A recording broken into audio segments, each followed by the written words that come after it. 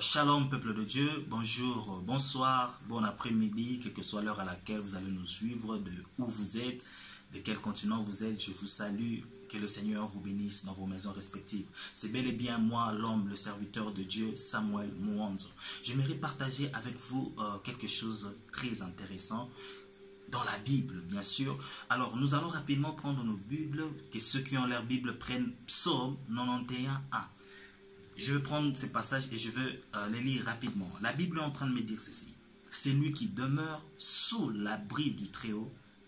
Ok? C'est lui qui demeure sous l'abri du Très-Haut, repose à l'ombre du Tout-Puissant. C'est lui qui demeure. C'est comme s'il y avait une condition. C'est lui qui demeure, repose. Okay? Avant d'aller un peu plus loin, j'allais dire ceci, en posant de base. J'allais dire ceci, j'allais dire que on ne peut pas demeurer d'abord quelque part si on n'a jamais été dans ces lieux. Amen, amen. Je pense qu'on s'est fait comprendre.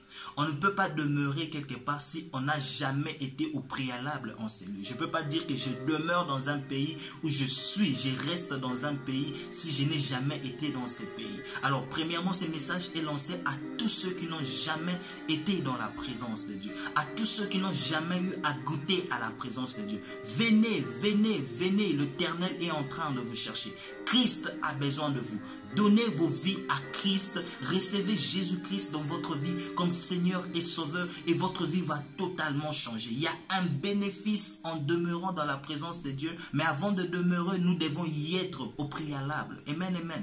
Deuxièmement, j'allais dire ceci, c'est que dans le verbe demeurer, comme je l'ai dit au début, c'est qu'on ne peut pas demeurer si on n'a jamais été. Le problème avec nous, chrétiens de cette génération, c'est quoi? Nous voulons être, mais nous ne voulons pas demeurer.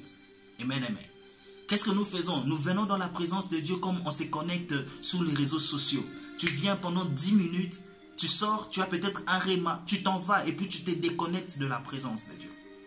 Jeunes que nous sommes, chrétiens que nous sommes, Dieu nous appelle à demeurer. Vous voyez pourquoi nous avons des problèmes sans être résolus? Pourquoi nous n'avons pas la paix que Dieu est en train de nous promettre? C'est parce que nous ne demeurons pas dans la présence de Dieu. Nous sommes là juste pour quelques minutes. Nous venons, nous recevons ce que nous avons besoin, ce dont nous avons besoin et ce que nous faisons. Après ça, nous partons. Nous disparaissons de la présence de Dieu. Amen, amen. Ça, c'est un grand défaut. Le Seigneur est en train de nous appeler à demeurer dans sa présence. Il y a un bénéfice parce que quand tu demeures dans la présence de Dieu, tu as le repos assuré. Le repos de quoi? Tu reposes sous l'ombre du Tout-Puissant. Nous ne voulons pas demeurer dans la présence de Dieu. Nous voulons juste entrer, recevoir ce dont nous avons besoin et partir. Dieu nous appelle à demeurer. Dieu nous appelle à demeurer. C'est comme quand quelqu'un qui était en train... La pluie est en train de tomber et la personne est en train de se faire mouiller. Alors pour que la personne puisse arrêter de se faire mouiller, qu'est-ce que la personne fait? Elle part là où se trouve un abri pour se cacher. Nous sommes dans un monde où le seul abri pour nous, c'est la présence de Dieu. Le seul abri pour chrétiens que nous sommes, c'est dans sa présence. Nous n'avons pas un autre lieu où aller. Nous n'avons pas un autre endroit où c'est protégé, si ce n'est que dans la présence de Dieu. La Bible est en train de me dire ceci. Je vous ai envoyé dans le monde, vous êtes comme de brebis, vous êtes entourés de loups. Imagine-toi dans un monde comme celui-ci. Sauras-tu vivre sans la présence de Dieu? Dieu est en train de nous appeler ce soir, frères et sœurs, de demeurer dans sa présence. De demeurer dans sa présence. Si tu veux avoir le repos, si tu veux avoir la réponse à tes prières, si tu veux être connecté 24 heures sur 24 au ciel, demeure dans sa présence. Il y a des avantages énormes en demeurant dans sa présence.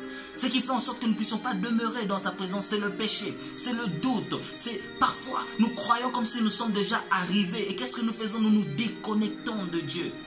Oh, mon frère, ma soeur, c'est un big mistake for you. C'est un grand mistake pour toi de quitter la présence de Dieu. Ce qu'il y a à l'extérieur, c'est pire. Tu ne sauras pas supporter. Il y a le vent à l'extérieur. Il y a le feu à l'extérieur. Il y a les gens qui te haïssent à l'extérieur. Demeure dans sa présence. Demeure dans sa présence. Que le Seigneur vous bénisse et que le Seigneur vous aide à demeurer dans sa présence. Et n'oubliez pas de souscrire à notre page, à notre chaîne Samuel Mwanzo Official et que le Seigneur vous fasse énormément du bien. Soyez bénis. Amen. Amen.